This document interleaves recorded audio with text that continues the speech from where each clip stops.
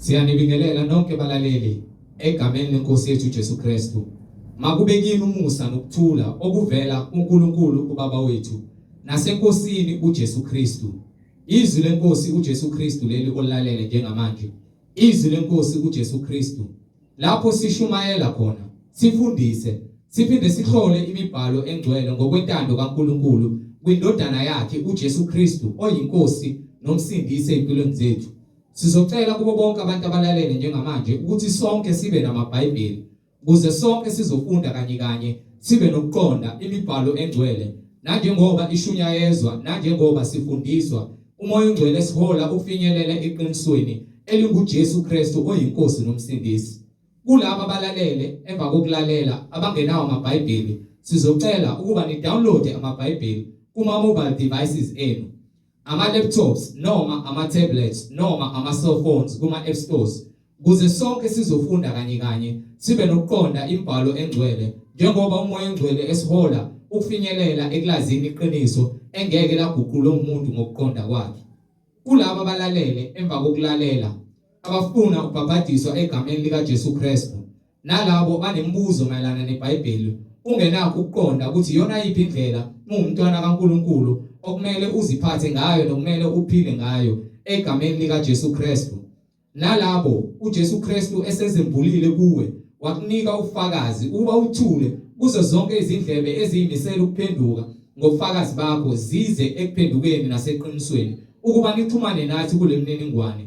Ngizoqala nge-email address ethi izwilenkosi.ujesukristu@gmail.com izwilenkosi.ujesukristu@gmail.com noma i-cellphone number noma i-WhatsApp number ethi 066 566 9245 066 566 9245.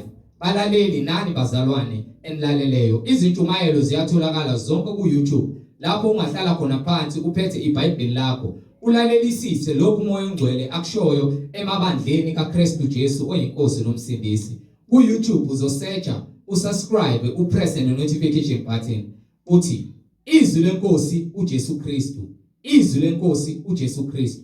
Ungakhohlwa nokusharisha i-link nazo zonke izihlobo zakho, ikakhulukazi labo obathandayo ohlanganyela nabo ngaso sonke isikhathi. Manihlanganyela nithi niyamkhonza uNkulunkulu ngomoya nangeqiniso ukuba nihlolisise imfundiso ensuke niholwa ngayo, niyidla, niyincela, niyiphuza egameni leNkosi yethu Jesu Kristu ukube ngabe uJesu Kristu uyayifakazela yini, ngabe umoya ongcwele uyakhazimuliswa yini ngemfundiso ensuke niholwa ngayo. Njengoba konke esishunyayezwa khona sihole umoya ongcwele ukufinyelela ukuthi silazi iqiniso, sifundiswa khona ufakazelwa imibhalo engcwele uJesu Kristu oyinkosi nomsindisi. So ku-YouTube izwi lenkosi uJesu Kristu. Ake sivule ngomkhuleko simbonge Baba wethu osezulwini, sicele nokuthi izwi lakhe libe inkemba ehlaba ihlukanise, ihlolele yonke imidlinzo engcolileyo, ihlukanise yonke imbewu ewukhula engamkhazimulisi uJesu Kristu oyinkosi nomsindisi empilweni zethu, nokuthi izwi lakhe lifike libe isibani ngaphakathi kithi kuzo zonke izindawo zobumnyama lapho nakhona imoya engcolileyo ifuna ukuhlala ifukamele isimangalelele kuNkulunkulu wethu osemazulwini. Baba wethu osezulwini, malingcweliswe igama lakho Nkosi uJesu Kristu. Umbuso wakho mawufike, intando yakho mayenziwe emhlabeni njengasezulwini. Usiphe namhlanje isinkwa sethu semihla ngemihla, usithethelele amacala ethu njengoba nathi sibathethelela bonke abasonayo. Ungasingenise ekulingweni kodwa usindise kokubi, ngokuba umbuso ungowakho namandla nobukhosi uJesu Kristu uyinkosi nomsindisi. Amen. Siyanibingelela nonke balaleli kuzo zonke izindawo enikuzona. Sihamba nomfowethu uMhlengi Zondi ozobehola enaba kabanzi ebhula imfihlakalo ngokwembhalo, umoya ongcwele esihola ukufinyelela eqinisweni engeke laguqula umuntu ngokuqonda kwakhe. Uyizwi lenkosi uJesu Kristu. Siyanibingelela kuzo zonke izindawo enikuzo egameni lenkosi yethu uJesu Kristu. Amen. Siyanibingelela bazalwane egameni likaJesu Kristu. Silokho sithule kona ubufakazi ngawe imbhalo ukuthi yinye inkosi, yinye inkolo, munye umbhabhathiso egameni likaJesu Kristu. Siyambonga uNkulunkulu ngobufakazi bakhe abushiya nabaprofeti nabapostoli egameni likaJesu Kristu, nesiphiwo sikamoya ingcwele esaphathiswa labo abakholwayo bashumayela badlulisela loso siphiwo kulabo futhi abakholwayo ukuba izwi livela ngokukholwa zibusisiwe izinyawo zalabo abaphethe izindaba ezinhle zikaJesu Kristu inkosi yokuphila. Ivangeli lokuphila la kulomhlaba esiphila kuona lokuqondisa thina ekuhambeni kwethu kulokuphila kwethu kwalesikhathi. Asisenaso isikhathi esiningi, kepha ke sinikwe umusa ukuba kulungisiswe kuqoqisiswe isibuya sakhe uJesu Kristu ngamandla akhe. Leli izwi lenkosi uJesu Kristu esilishumayelayo igama lohlelo, kepha sishumayela izwi lenkosi uJesu Kristu. So silibiza ngezwi, hayi ukuthi ibandla lami noma ibandla lamngani wami noma ibandla engilisungulile. Angisoze ngasungula ibandla, angisoze ngaqamba ibandla. Igama lenkonzo nalento esishumelayo sishumela izwi lomninilo, izwi likaJesu Kristu. So asiyona inhlangano futhi ehlangene nezinye izinhlangano ngokuhlangana kwezinhlangano zasemhlabeni. Sishumayela izwi. Mawuza kuthina uzezwini lenkosi uJesu Kristu sohambisana ngokwezwi. Mase ufuna ukuhlubuka futhi uzobuhlubuka ezwini, hayi uhlubuka mina. Amahlubuka bonke abahlubuka bebaleka basuke bebalekela izwi, basuke ngabalekeli mina. Mina yonke engenzayo ngikhomba phansi embhalweni. Wena bese uhamba uhambiswa inkanuko zakho nokungcola kwakho kukhona enhlizweni. So ufuna ukubuka ngokwenyama. Laba hamba ngokamoya bazohlalela izwi. Linyama libomvu lishisa libanda bazohlalela izwi. Ngoba bafuna imiphefumulo yabo ilungiswe. Asincengi abantu ukuthi la bazozenzela umathanda. Uma ungafuna ukuzwa izwi uphuma uhambe, asikuncengi. So asikunciseli futhi senzela ukuthi usheshe wazi ukuthi izwi lenkosi likaJesu Kristu. uJesu Kristu abafundi abaningi bamphenduka bamshiya. Wazange azabancenge. So angeke ngikwazi kuloko ngithi ngizohambe ngidonsa abantu ukuthi abeze ekusindisweni ngenkani noma umuntu bese afikile ngithi angahambi ngimncenge. Mawuthi hamba.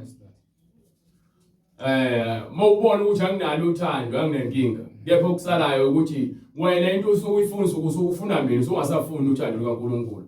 Mawuzokwazi uthando likaNkulunkulu uzokwazi ukubona mina othandweni. Kepha mawuze ngothando lasenyameni uzoloku ubheke mina.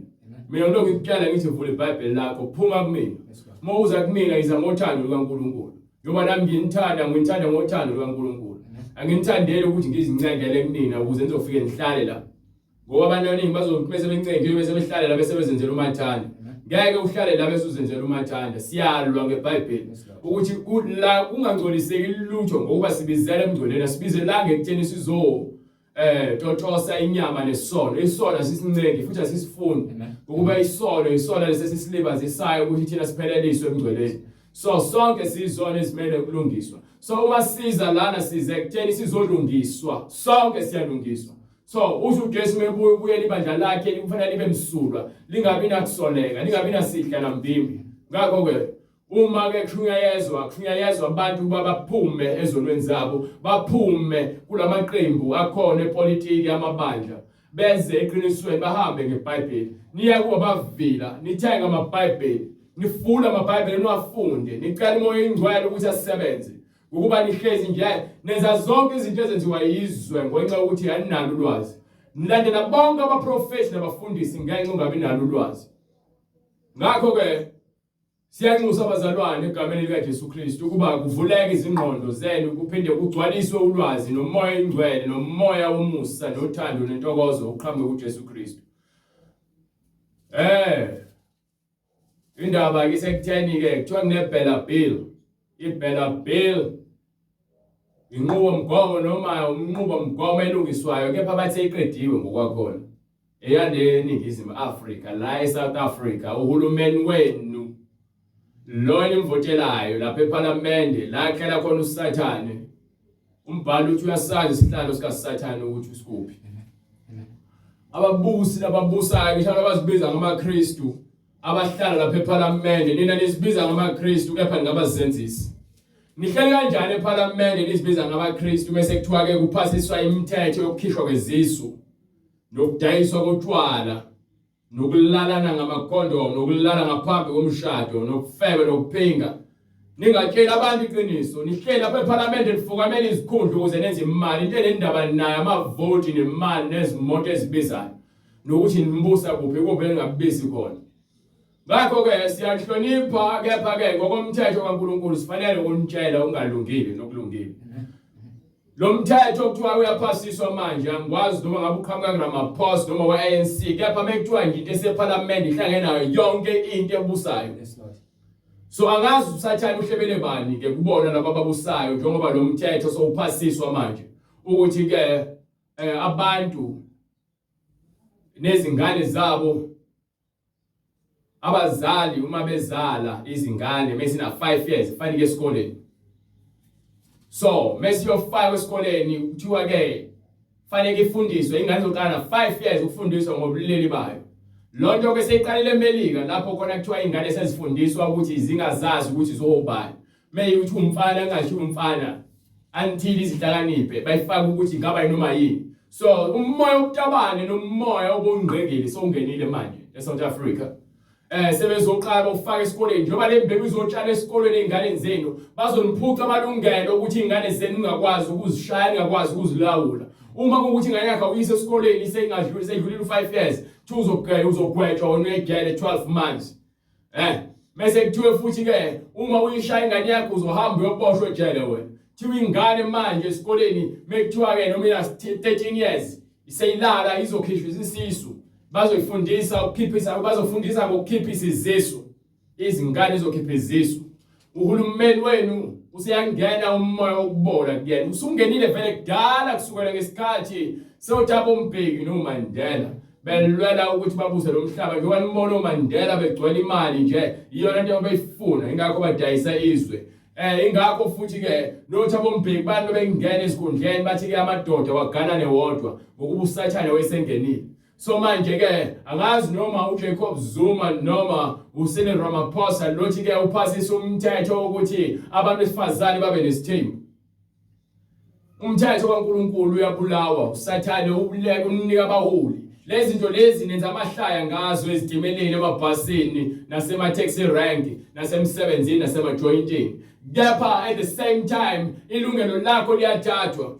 Uzothi uyaphaphama kusasa uphaphama edyala ingane yakho usakwazi ukuyilawula. Njengoba bethi manje futhi ke sekuzodayisa utshwala ezikoleni ukuthi ingane singahambi yophuza. Angazi ithatha phi ingane imali yokuphuza ngoba ingane eyondliwe uyafundiswa. Kuthi izingane sezizonika utshwala. Futhi bazidakwa kahle izingane manje khona bezozifaka nomoya wenkohliso. Zincane ingane zenu.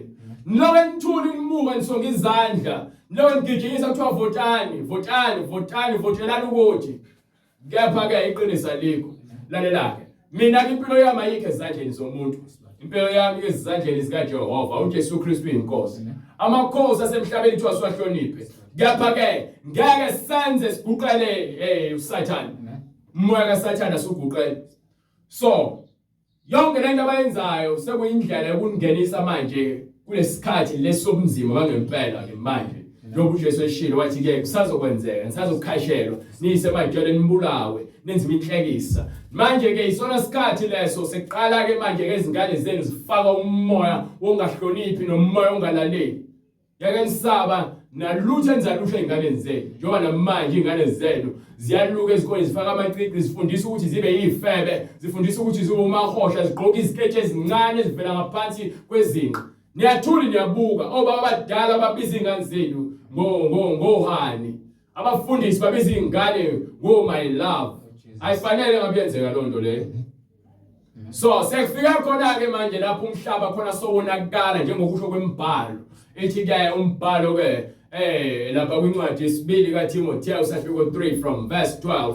Ngifuna nje ukukhombisa ukuthi lokho okwenzakalayo ngeke kusashintsha manje.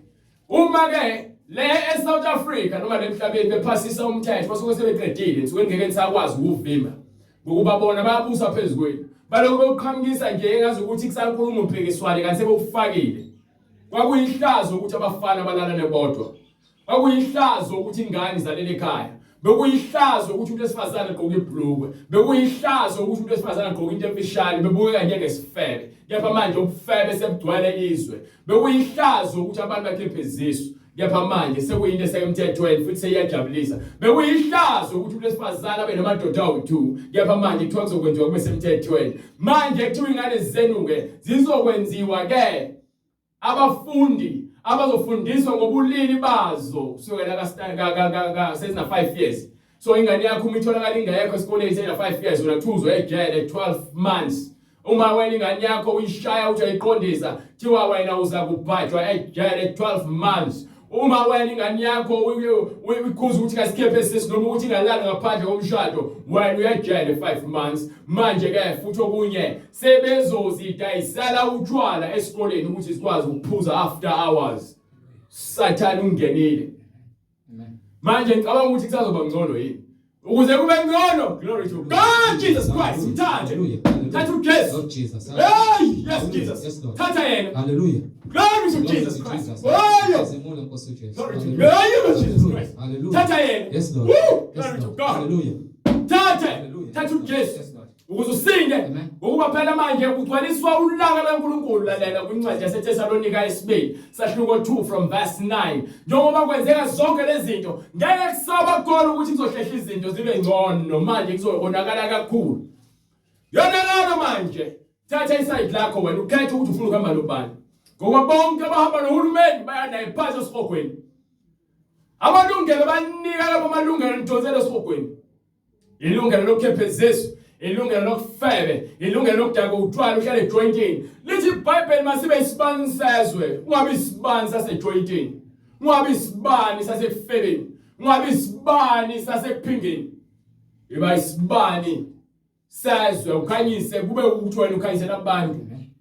Thatha uKristu uyena kuphela lokusindisa. Yonke lemfucuza emhlabeni iyaphansi esihogweni. You understand?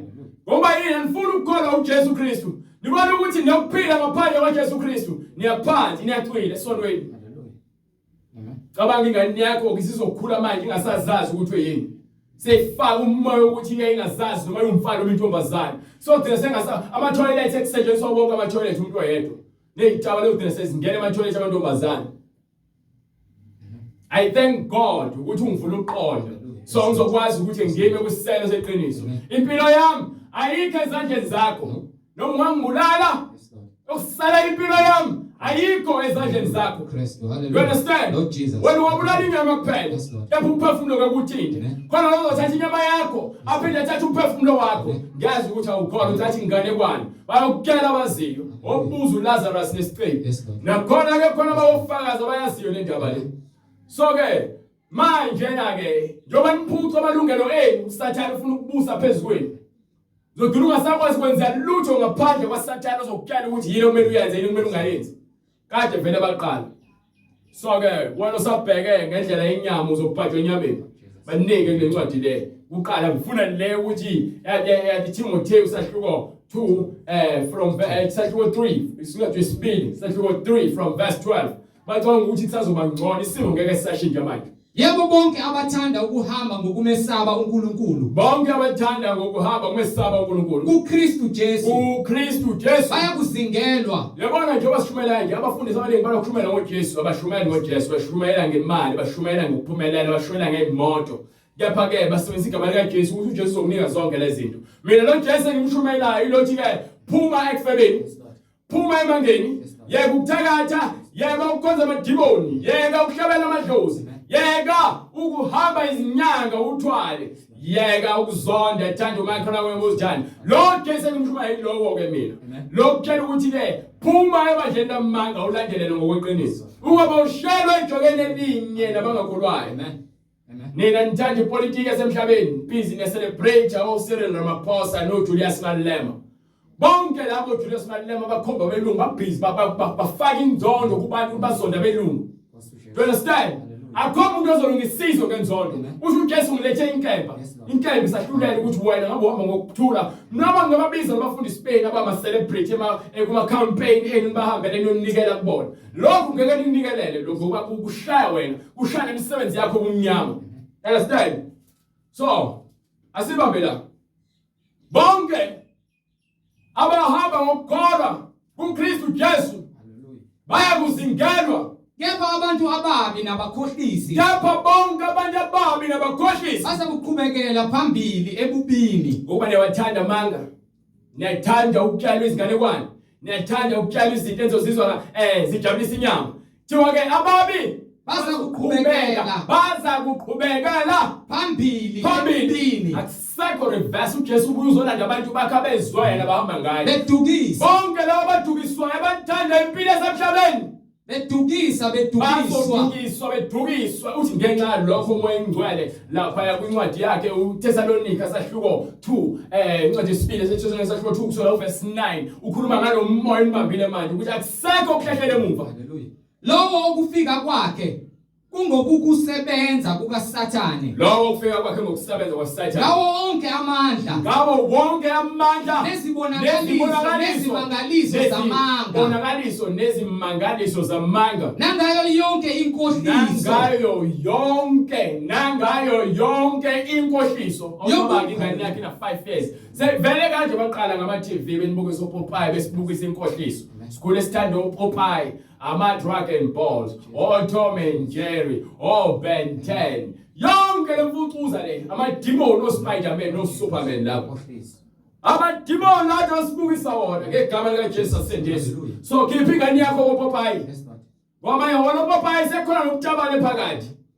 Ingane yakho ayifunde ngoNkulunkulu. Lemhlabeni sicela uzodumisa uNkulunkulu, hayi uSpider-Man. Thatha lezi clippers o-Spider-Man no-Superman no-Ben 10 nawo bonke oHulk labo uzifaka emgqomeni uzishise. Khumbula ingane yakho lezi zinto. Lezi zinto lezi nizibukisa ingane zenu. Ingane zenu sezenza izitayela zincane zifundisa ukuba ziyifebe zincane. Zifaka imigexo emakhanda namabhonki ngathi izangoma. Ingane zenu seziyathwasa uba yifebe bese zikhulile. No, lithi ingane zenu zifuna zibe zinhle igqokisa ama-blue nezikhindi ezincane nithi hayi phela ingane ke uyikhulise ngendlela efanele ikhule ibe yiyo. Ingane yakho ikhulisela ukuthi ibe sifebe, ukuthi ibe mahosha. Yona ndlela ikhuza ingane zenu. Khulisa umntwana ngendlela eyakuba ngeyakhe. Khulisa umntwana, wena umntwana wakho umkhulisa ukuthi abe isifebe. Kuyakuthi lapho esekhulile angasuki kuyo. So manje ukhulisa umntwana ukuthi abe isifebe, mase ekhulile vele uzoba isifebe. Uzoba umahosha, mavele umkhulisa ukuthi abe umahosha umfaka amacici emncane umfake neruji. Ingane yakho uyenza uJezebel incane. Hallelujah. Lord Jesus. Ingane yakho ufaka inqwazi ekhanda. Ifunda ukunqwaza, ifaka ingubo ende ihloniphekile. You understand? Ihlonipha umzimba wakho ube uyithempele kaNkulunkulu. Ngeke uluke izingane. Ngane yeke ingane ikhule ngendlela efanele ikhule ibe yiyona. Ngoba uma umdala ungafanele ukuthi uluke ingane yakho ilukelana. Yeke ingane wayiluke. Ngeke ukuthengela izingane oPopeye noNodoli. Ingane ayifunde ngoNkulunkulu, ingane ayifunde ukuculela uJesu Kristu. Ingane ayifunde ukudumisa. Nangayo yonke inkohliso. Lalela, uthi uJesu lapha esefika eJerusalem ehamba ngembongolo ucula izingane. Uthi anizwanga yini ukuthi ke emlomeni wezingane kuyaphuma ke impunyo mahubo. Kuphume indumiso. Ingane kufanele zikhule ngokwesaba uNkulunkulu. So manje nini ingane zenu zikhulisa ngokuzinika ama-tablet unani uyayispoiler uthi uyafuna ikhulu ihlakaniphile. Ingane ngakhula ngelihlakaniphile ingazilutho ngoNkulunkulu. Hallelujah. Yazi konke ngokucofa ama-games la. Bengeke igame ingane yakhe yabhoreka ekhanda lokugcona ama-games. Akwazi lutho. So, lithi iBhayibheli ikhulisa umntwana ngendlela efuna khuluwe yiyo. Enye incwadi futhi khona la ethi umntwana wambambela uswazi, mfaka uswazi. Bebhethe ingane ngoba lokho kuyakumsindisa ekufeni. Ungamxhaphaza umntwana, mshayele ukuthi onile emonile. Futhi umshaye njalo, umshaye mekukhona isidingo. Uyiba nendlela yokucommunicate naye. Azi ukuthi isibhaxu siyavuka uma onile. Ngokuba isho njalo incwadi. Ngithi incwadi yakhona ezaka futhi ekhuluma lo verse lapho. Ithi ke umntwana momfaka uswazi eceleni, awumbulali uyamsindisa. You understand? So manje, njengoba isho kanje incwadi yenzela ukuthi wena mzali ube nomthetho enganeni yakho. Ingane yakho le uyithola wena inyanga ezi9.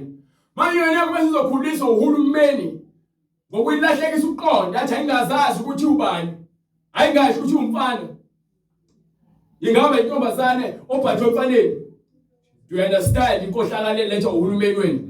sathana semsebenzini ngapha ngoba ngikholelwa kuJesu manje senemshaya indiva ngithanda abaprofeti abamanga abazonika izibasho namanzi iqiniso olipheleleyo ekuyilona ezosiholela kuNkulunkulu sengelibalekela manje utheni umbhalo.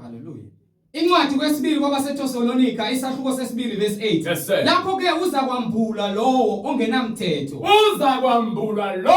uhulumeni walomhlaba lo akanamthetho nabaprofeti bakhona abafundisi bakhona abama-celebrity abanamthetho bonke akekho okhuluma kanje uvimbela lezi zinto lezi bonke bayathokoza bajabula bama-celebrate angithi imali iyangena kahle phela imali ingena kahle bajabuliswa imali bona le mali yakho uzofa uyishiye emhlabeni eyakumqeda inkosi uJesu Kristu. So ongenamthetho ithi incwadi iyakumqeda inkosi uJesu Kristu ngomoya womlomo wayo moya ngezwi lakhe uJesu izokuchitha ngokubonakala kokufika kwayo. So manje ngifuna ukuchithwa mina ngibane nabazochithwa ngenxa yokuthi ke ngisaba ukutshela abantu iziphambeko zabo. Uthi umbhalo kuIsaiah noma kuIsaiah sahluko 58 kusukela ku verse 1 ukhuluma the same thing engishoyo njengamanje yathi ke memeza khala kakhulu ngifuna Isaiah chapter 58 from verse 1. Incwadi uIsaiah isahluko 58 from verse 1 memeza ngezwi elikhulu ungazibambi. Abona lento ubona sishumelayo nje engazibamba ayikho into engiyisabayo ngokuba yini kusho uNkulunkulu etshela uIsaiah wengatshela Isaiah kuphela njengoba lo mbhalo ukhona kusho ukuthi wonke umuntu oshumelayo kufanele memeze azibambe. Glory to God. Uliphakamise izwi aphakamise izwi njengeqilongo tshela abantu bami iziphambeko zabo abaNkulunkulu iziphambeko nitshelwe iziphambeko izindlela zokungalungeli izihambayo indlu kaJakobe izono zayo. Qala ke manje badleli sitshela nabantu abakholwayo uPastor umsebenzi lo uhulumeni nawo uzolithatha ubuntu kubantu uzoshiya usathane uzophila usathane kubantu lahlekisa uqonda. Yabona bese leseduke kakhulu bese ungasekho ukuzala kwezingane vele usathane ufuna kube njalo ufuna kuphele ngabantu ingakho andisa umoya wani wokuthi abantu badake babulalane andisa umoya wezibhamu nezikhali andisa umoya wokukhishwa kwezisu andisa umoya wokuthi ke abantu bazondane abantu bazibulale yini ufuna nje umhlaba ubhubhu phela ingakho ethi abafana balala nebodwa namantombazane ngokuba ulethe confusion ulethe confusion yokho confusion nje nina niyathokoza nento enijabuswa yindaba nithanda izindaba unibambe kakuhle ezendlela indaba ukuthi awukinqika imoto lapha awubani wedlengulile awubani ubalekile nangu ukhela ukhuba lobulala usenzomeyo niyazithanda lezo zinto izindaba niyazithanda lezi zasezulwini zona nezibalekela zembora nithanda indaba zasezweni niphila ngeindaba zasezweni ekuseni ntambama uyalala indaba sawuphila izindaba phila ngokwesaba unjalo nje. Understand what is God's sakho. You wasting your time. Glory to God. Lowo ongenamthetho eyakumqeda inkosi uJesu. Lowo ongenamthetho iza kumqeda inkosi uJesu. Inkosi uJesu Kristu ngomoya womlomo wayo imchithe ngokubonakala kokufika kwayo. Yes sir. Lowo okufika kwakhe kungokusebenza kukaSathane ngawo onke amandla. Uzenga amandla kaSathane umoya wenkohliso. Nezibonakaliso nezimangaliso zamanga. Nangayo yonke inkohliso yokungalungi kwababhubhayo ngenxa yokungafuni ukulunga kulabo abayazilahla hayi ukuthi bayalahlwa manje uyabhubha wena uyazinikela ekufeni. You understand? Thiwa umuntu ufuna kakhethe ukuthi ufuna ukuhamba impindlela ngabe iphindlela ufuna ukuyihamba wena ngabe ekuphileni noma ekufeni ngoba phela zimbili izindlela khona ekufeni nasekuphileni. So mawuthi naye ngebona ngale kulungile vele ke baningi baqondana kumanje babhaji wehayidisi sebefisa ukubuya bazosho lento le umbhalo eshoyo incwadi lapha yana ke kwincwadi yakhe uIsaiah chapter 56 bengaphosisi kusukela uverse 6 nabezizwe hayi habe 55 funa from verse 6 mfuneni uJehova. So manje laba bangale ababethi ke nabazobona sebengale ithi incwadi ngale umphelo loluzane ngifuna le eyabatshela ukuthi abamfune nini bese ke abangamfuni manje ngifuna incwadi yaLuka sahluko 16 from verse 23 bese ke emva kwalokho ubuye futhi uzongifundela incwadi le ungifundele incwadi bese wapho ufuna incwadi yaLuka because labandaba babephila kamnandi lemhlabeni benakho konke benama hips benezimoto benemali bebahle beluka zonke izitayela bethi bayobona ngale bethi abaKristu abahluleli mina ngikwahluleli mina yizwe ngishumayelayo elithi hlukana nesono esizokuholela esihogweni uJesu uthi akazelanga ukuzokwahlulela izwe kepha ukuzosindisa izwe mina ngishumayela izwi lokusindisa umphefumulo wakho wena uma ungafuni ukusindiswa awona umthwalo wami egameni lokuthi ulizwile leli vangeli leli wena waliphebeza walishaya indiva waflathela washaya ishwapha sakho noma washama imsakho wabheka le wathi wena uright nje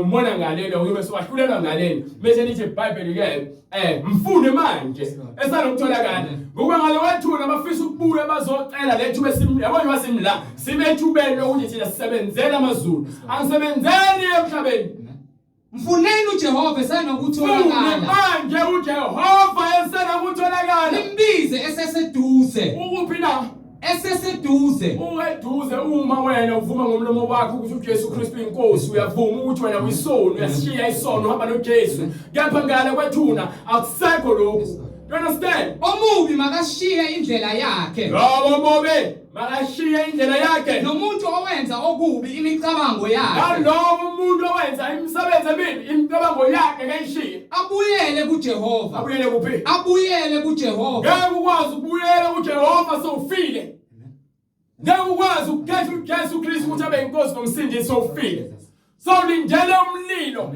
ozokuqeda wonke amaphikankani ukufa kwesibili ichibi lomlilo ukuba yena ufuna ukwamukela uJesu so uma uthi wena uzombona ngale ukuthi uzokwenzakalani uthi umbhalo lapha kwincwadi yaLuka asahluko 16 so 23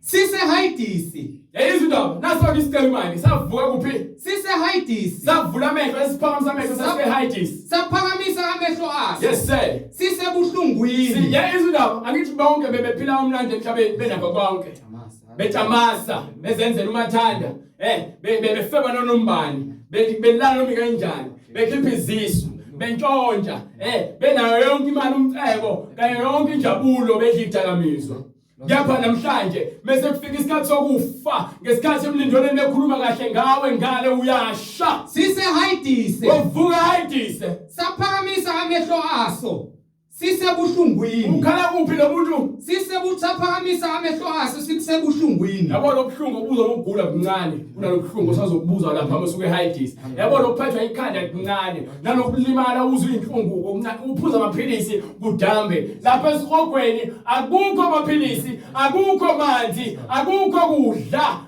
kukhona izimpethu zakhona zingafi khona umlilo wakhona ungacishi sise haidise lapho khona ke ukuhlupheka nokukhala nokugedla kwamazinyo saphakamisa amehlo aso sase siphakamisa amehlo aso sisebuhlungwini sisezinhlungwini sambona uAbraham ekude sibona umuntu onjani sambona uAbraham ekude noLazarus esifubeni sakhe izindaba samemeza sathi sase simemeza isicebe esihogweni baba Abraham awukele ufuna ukuthethelelwa uyayizona ngishoyo incwadi ithi mfune manje esalokutholakala mfunde manje esalokutholakala ngoba akukho kumfunda ngale uyakuba nomusa kuye uyakuba nomusa kulowo ozithobayo avuma izono zakhe umuntu omubi makashiye indlela yakhe wonke umuntu owenza isenzo esingasile noma kuthiwa uyasonta wenza isenzo esingasile siyeke noma kuthiwa usonti wena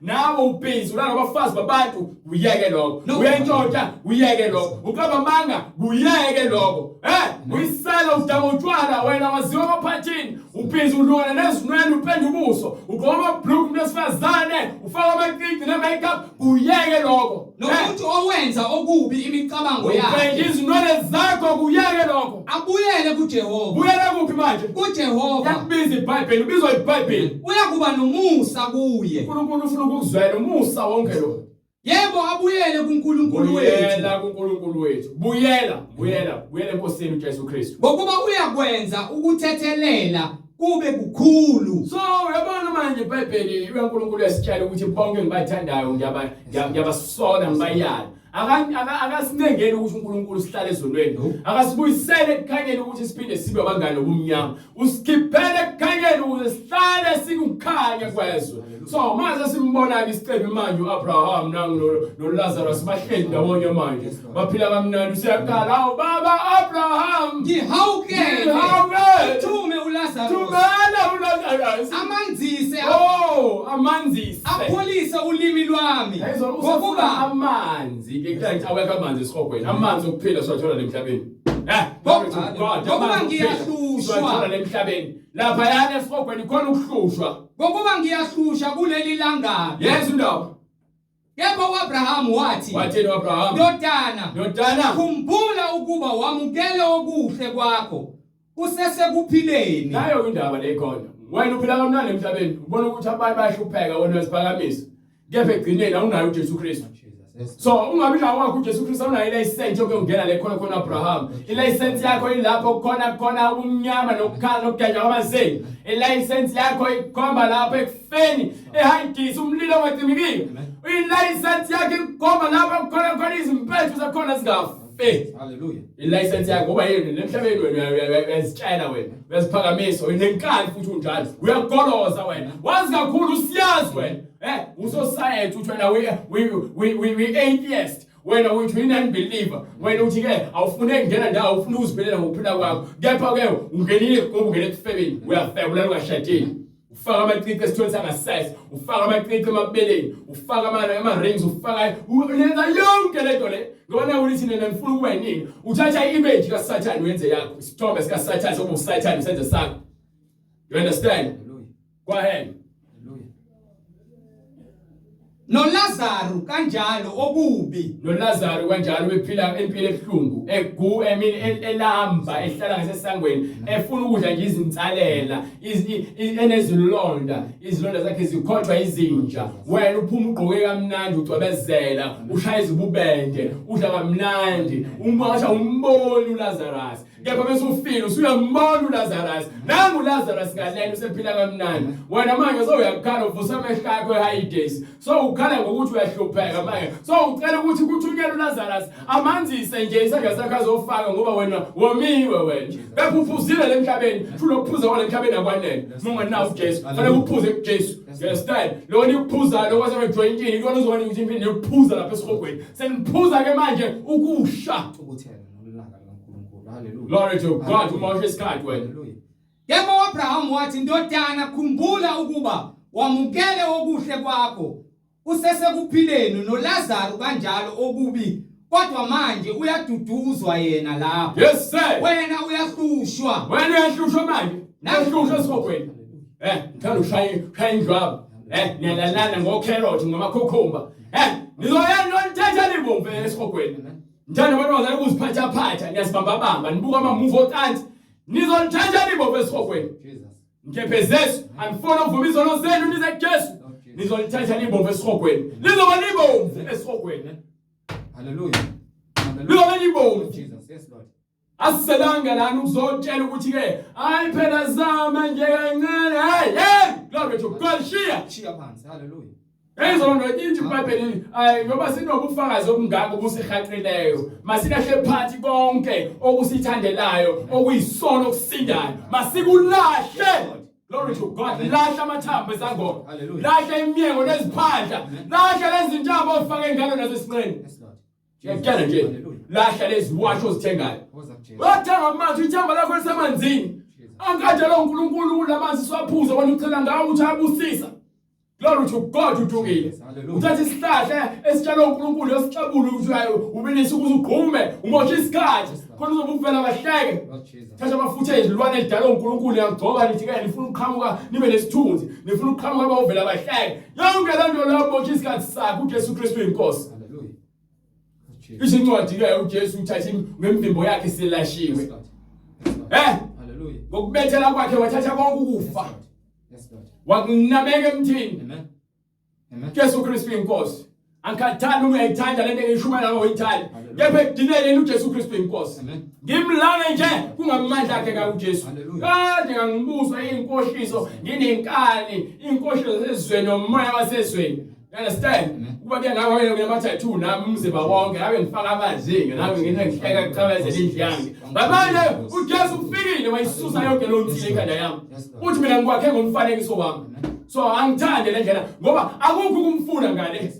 Beke kwenzeke ngithi mina ngizomfuna ngale. Ngimfuna manje esanokutholakala. Manje usanokutholakala. Ingakho sikhala ke isicebi ngale sithi ke sifuna manje amanzi ngeke siwathole. Sesifuna uJesu uthi ke wonke umuntu owomileyo makenzeke imazi okuphuza. Amanzi amanzi azogobhoza esiswini abe imifula. Wena nonke enomileyo. Wozani emanzini. Wozani kuphi? Wozani emanzini. Wozani emanzini. Nina eningenamali.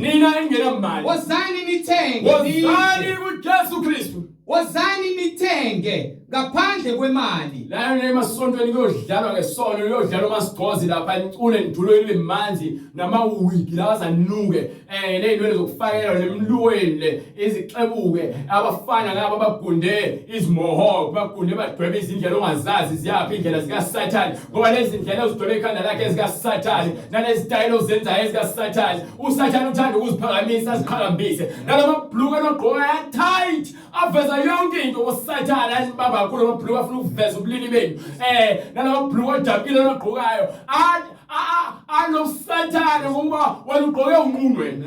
Yes Lord. Ugqoke unqunu wena Hallelujah. nalopende mafaka izipho uSatan unenza kunizithandi kakhulu niyazipenda lesihlobisa into engathi ishu nithanda ubucwebe nithanda yonke into engasile sizonitshela lezi zinto lezi ukuze nilazi iqiniso ngokuba uthi ke lo indoda nomuntu emkhululileyo uyaba ukhululiweyo impela iqiniso liyakukhulula ikhenye indlela futhi. Hallelujah. Shumayelana ukuthi la nithi thumbs up. Amen. Hallelujah. Jesus. Hallelujah, glory to God. Uzovuka ngempela. Amen. Hallelujah. Ngoba umsebenzi kaNkulunkulu uyabonakala empilweni yakho. Yes Lord. Hallelujah. Athi nginolaka anginalo ulaka umoya ingcwele ukhuluma yazikhuluma umoya ingcwele. Hallelujah. So samehla ngoba mina thathe iBhayibheli lakho livume. Ithini indaba yesikweni? Hallelujah. Nakhona nginike lapho kwincwadi yeRevelation. Kepha ngifuna lapha kusahluko 22. Hallelujah.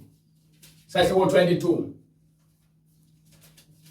Ncwadi yeRevelation sahluko 22. Awuqala lapha kuverse start from verse 6 ngifuna uyifunde uhambe nayo khona bezwazi ukuthi ukhona na phezulweni. Sahluko 22. No, qala from verse 1 futhi. Thank you Lord Jesus. Wayesengikhombisa umfula wamanzi. Jesus Christ, glory to God. Ukhombisa umfula, ukuphi umfula? Wayesengikhombisa umfula wamanzi ophilayo. Umfula wamanzi ophilayo.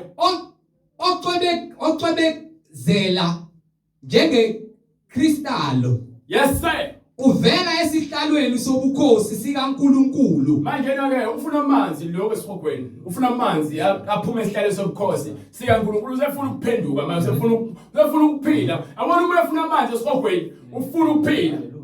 Akho ngisho i% lamanzi esihogweni. Khona u0 negative.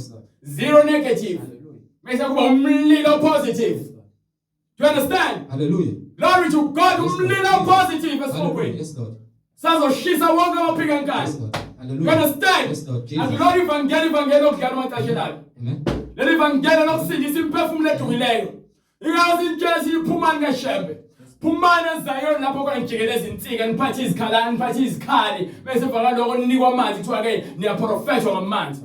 Phumani kaShembe. Phumani ama-Roman Catholic Church. Phumani ma-Methodist Church. Phumani ma-Pentecostal Church. Phumani ma-Luthela. Phumani ma-ZCC. Izohamba ngezwi likaNkulunkulu. Phuma. Hallelujah. Nophuma mawufuna ukuphuma wena ulandela impompothi abaholi beni bayimpompothi vele ke bazohamba nani baniholela la kufanele khona. Awukwazi ungena esontweni uyisona uhlala esontweni uyisona uze uphele 5 years 10 years uyisona umfundisi wakho nizona nonke akakho ufuna ukutshela umunye izono zakhe. Hallelujah. iBhayibheli alasiwa. Thatha leso sincwadi phana phaya nikhuluma ngendlela enithanda ngayo. Amen. Asibizela abantu ekubandleni nami. Sibizela abantu ukubakhombisa lencwadi ukuthi imi kanjani. Bakhombise lencwadi le ukuthi imi kanjani. Sibizela la. Hallelujah. Tshela ngulivule. Vule iBhayibheli lakho. Faka zibiyesa. Abantu banamukela ivangeli bashiya amabandla abo ngoba bafundisi ngeBhayibheli. AmaBhayibheli ayimhlobise basholo fila agcwele izintuna amankonkorosho aseze atholethela bona amaBhayibhelini. Hallelujah. Lokhu ngitshela ukuthi hayi ngale efonini. Ulifunda nini? Yes. No nje ngifunda le verse ngithanda le verse leni lika Isaiah ethi inkosi ke akhosikali sisaphumelele sisidalelwe wena. Iyona into yaziyo uNkulunkulu leyo. Akwazi uNkulunkulu ufuna uphenduke ezonweni zakho. Uyazazi izono zakho phambi kaNkulunkulu. Amen. Uyazazi mina izono zami iziningi. Angeke ngikwazi ukuyibala ngiyazivuma zonke kuJesu Kristu. Ngisoni esifuna ukulungiswa sipheleliswe kuJesu.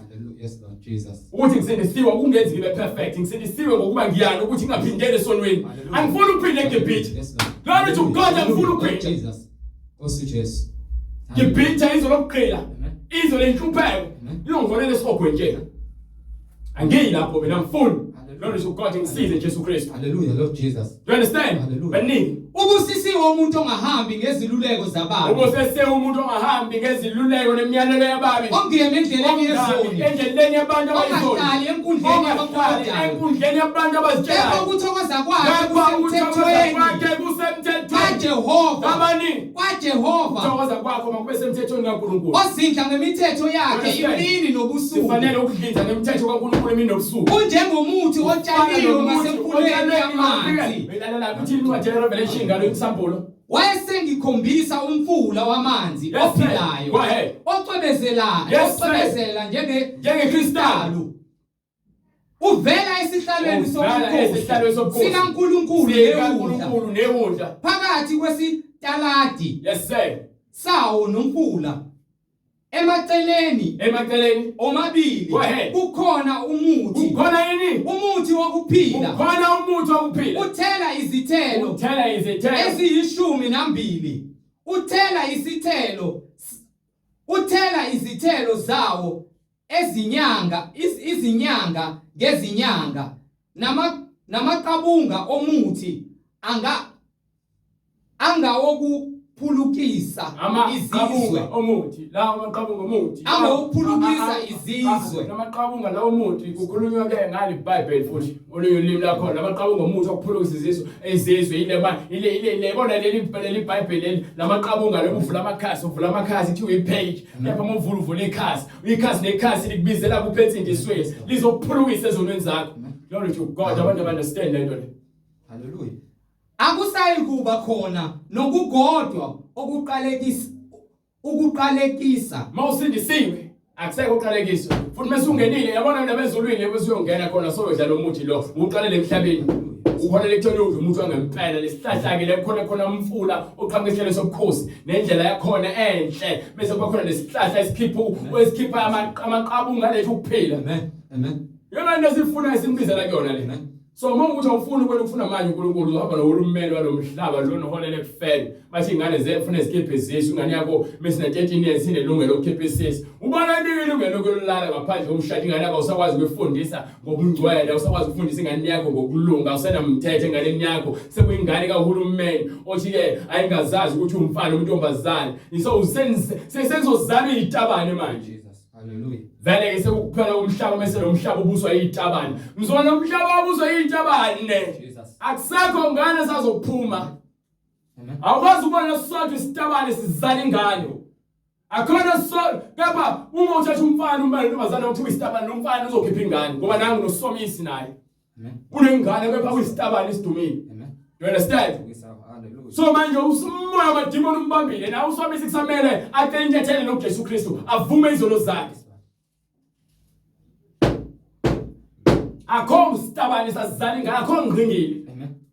ngikathanda uma bathi umbuke ngazi ukuthi intombazane ngempela akunandawo nalonto leyo mina because angithi sabalingisa abavela ku TV be actor nabo ke laba bayitabane basuke be actor njoba usumbona nje esezenza lento ukuthi uya actor lento le usenza kwagude ekutheni alingise ukuba isitabane ukuba intombazane abayo intombazane futhi akasoze besibuke uyabona amabele umuntu wesifazane unesitho sangasese le nkolo bethu bekhanga funeka aqojama wena ndoda nawe uyazibona ukuthi uyindoda mawumila besibukweni uyazibona ukuthi unezibele awuna amabele futhi unomphambili ulengisile mawuchama umile bese uhlala phansi ukuba sowuzenzisa engathi umuntu wesifazane uyindoda wena ngisho ungahamba uyokwenza isenjalo bakusike ngaphansi usikiwe ngaphansi kepha uyindoda wena wathi bawuzana ezulwini waziwa njengendoda wathi bawuzana abazali bakho bakubiza ngosandile abakubizanga ngo-endi njengoba sowu-endi namhlanje usawusandile ezulwini.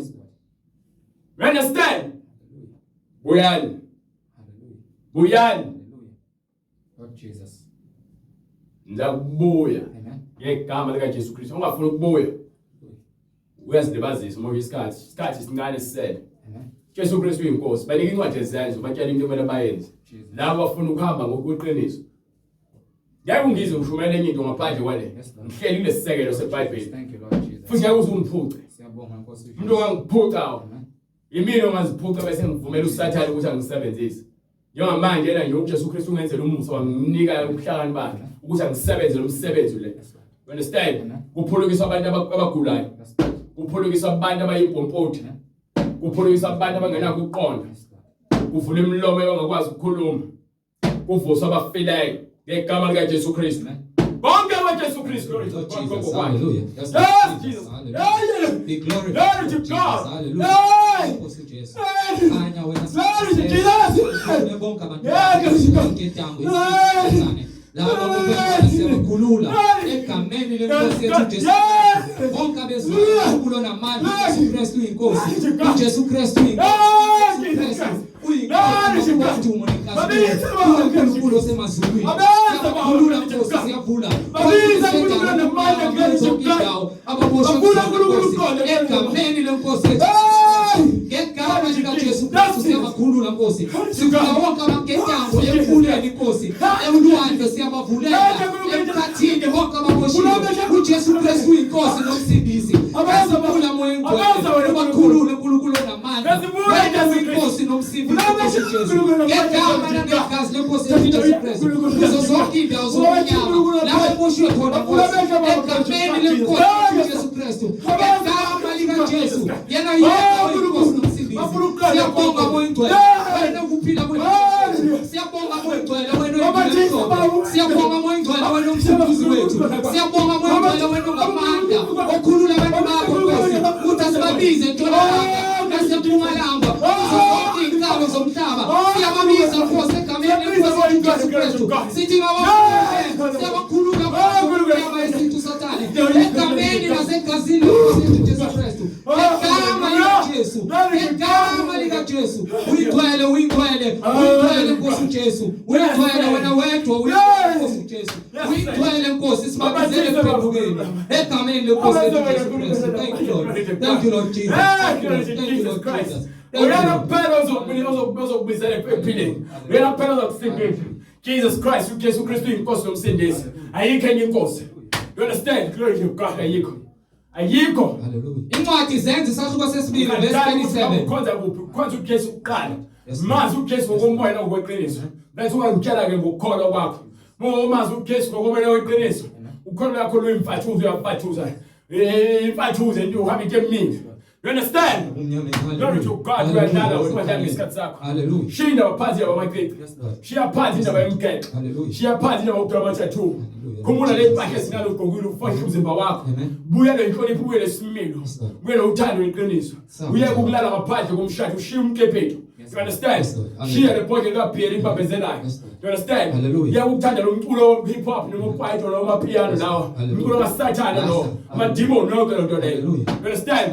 Labo mama niqonga ukuhlonipheka nikhuluma ukuphila ezinganeni nimbuyele ekukhulekeni nikhuleke ngempela manje uJesu Kristu uyabuya. You understand? Glory to God musikhathi. Selekuza bahlabeke enhlizweni. Bathi kuPetru nakwabanye abapostoli. Madoda bazalwane. Siyakwenza njani na? Madoda bazalwane yesekuyenza. uPetru wayesethi. uPetru wathini? Phendukani. Manje sifuna abantu baphenduke. Phendukani. uJesu Kristu. Iloyo naloyo abhaphathizwe. Iloyo naloyo abhaphathizwe. Egameni likaJesu Kristu. likaJesu Kristu. Kukho kuthethelelwa kwezono zethu. Khona niyakwamukeliswa. Isiphiwo sikamoya oyingcwele. Sinikwa mahala isiphiwo. Sikamoya oyingcwele. Ngokuba lesithembiso. Ngokuba isithembiso ngesenu nesabantwana benu. Esabo bonke abakude. Bonke inkosi uNkulunkulu wethu eyakubabiza. Bonke inkosi uNkulunkulu wethu eyakubabiza. Wafakaza nangamanye amazwi amaningi obayala wathi zisindiseni kulesizukulwane esiphambeneyo. Zisindiseni kulesizukulwane esiphambeneyo. You understand? Lord Jesus. Zisindiseni. Mawufuna ukuzisindisa uzosithenga le number oyibonayo ku screen ukuze ubhaphathise egameni likaJesu Kristu. Glory to God ifanele uNkulunkulu namanje siyabonga Jesu. Thank you, Lord Jesus. Hallelujah. Wonke umuntu ufuna babhathiswe egameni likaJesu Kristu. Ungabhabhathiswa egameni likaJesu Kristu awukupheleliswa. Methi uyafa manje uyazi konzakalani noma kuthiwa uthi uyavuma ukuthi uyasindiswa. Ulindele ukubhabhathiswa. Yena ulindele. Lokho nipostpone niyamvumela uSathane ahleze nenza nipostpone yonke into. Nipostpone ukuthandaza, nipostpone ukuya esontweni, upostpone ukufunda iBhayibheli. Upostpone ukuthi noma sokuvumile ukusindiswa, sowungena emanzini ungamosha isikhathi sakho. Hallelujah, Lord Jesus. Ungamosha isikhathi. Awusazi isikhathi sakho, awuyazi appointment yakho noNkulunkulu. Hallelujah, Lord Jesus. Mina ngithanda kusindiswa. Ngangifuna ukubhabhathizwa, ngihleze ngifona, ngifuna ukubhabhathizwa, angihlupha. Mina njalo ke. Into bezongisiza ngiyayifundisisa. Bezingisize ngiyangitenga la yayiziba. Ufuna sana ukutholakala. So manje yena ke sona sikade lezo ukuthi wena uma usufuna ukusindiswa usithinte le number lo ebhaliwe ku screen noma email address usibhalele ufakazi bakho ukuze wena ungene emanzini. Usindise uphile impilo yobungcwele, uhlale emfundisweni yobungcwele. Ihlale emfundisweni yobungcwele. Yokani ukuba amavala, ungadlali uSathane. Le mfundiso ibalulekile, leyona into ekumele siyiphile lezo. Kufanele siphile ngayo. Wayivumela uSathane nidansele isigcingo sakhe. Ngavumela uSathane. Uzani kuJesu. Hallelujah. Kubo bonke abantu abaseThekwini, siseThekwini.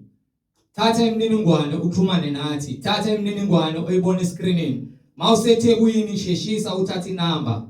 Ungalokhu buka intshumayelo kuphela, uyazi ukuthi awubhabhadisiwe. Sheshisa uSathane angazantshontsha isikhathi sakho. Sheshisa isikhathi kusayi namhlanje ungakafiki ukuhlwa. Thatha inamba usithinte ungene emanzini egameni leNkosi uJesu Kristu ngoba uyakholwa ukuthi uJesu Kristu uyinkosi nomsindisi. Ungavumi ukuthi ufike lokudembesela nokunqena. Thatha inamba uxhumane nathi egameni leNkosi yethu uJesu Kristu. Amen. Amen. Baba egameni leNkosi yethu uJesu Kristu uNkulunkulu onamandla siyabonga izwi lakho Nkosi liphilile linamandla Nkosi liyisikhali licije ngaphezulu kwenkemba icije inhlangothi zombili. Siyabonga Nkosi ukuthi liyahlulela lahlukanisa imidlinzo nemicabango akukho kufihlakele kulo. Siyabonga Nkosi liyisibani esifikile ezweni. Siyabonga Nkosi uJesu ngokuba wena walithanda izwe kangaka waze wayizela wena uNkulunkulu wethu ukuba uzosindisa. Sisindiswa ngawe Nkosi uJesu Kristu. Ayikho enye indlela eya ekuphileni nasekuphumuleni ngaphandle kwakho Nkosi uJesu Kristu. Wena uyindlela neqiniso nokuphila. Siyacela uNkulunkulu onamandla usilungise kusayi namhlanje sihlale kuwe Nkosi ngokuba wena uthembekileyo ngaso sonke isikhathi egameni leNkosi yethu uJesu Kristu manje naphakade. Amen.